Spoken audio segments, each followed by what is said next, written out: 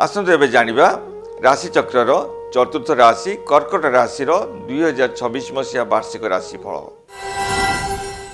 वर्षर प्रथम 5 मास बृहस्पति द्वादश स्थान अवस्थान हेतु धन व्ययर जोग अछि।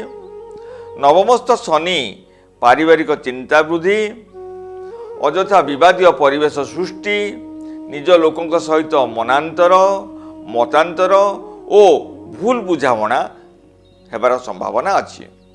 शिक्षा क्षेत्र में अधोगति, आशानुरूपक भावे फल न पाइबा, शुभ काम बाधा विघ्न, विलंबित प्रक्रिया, भ्रमण जनित किंबा आघात जनित पीड़ा, स्वास्थ्य हानि, सम्मान हानि। तेबे वर्षर द्वितीयार्धरे आपण पई मंगलमय हेब। सामर्थ्य अनुसार नूतन कर्म नियुक्ति और अध्यवसाय द्वारा भल फल मिल पारे।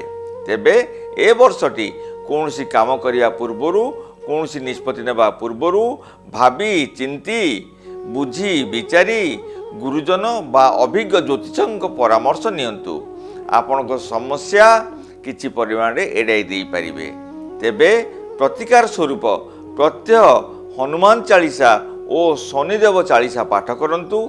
आपनक ए वर्षटी मंगलमय हब। आपनकर शुभवार रविवार और सोमवार। शुभ रत्न मुक्त किंबा चंद्रकांत मणि। शुभ रंग धला और नाली।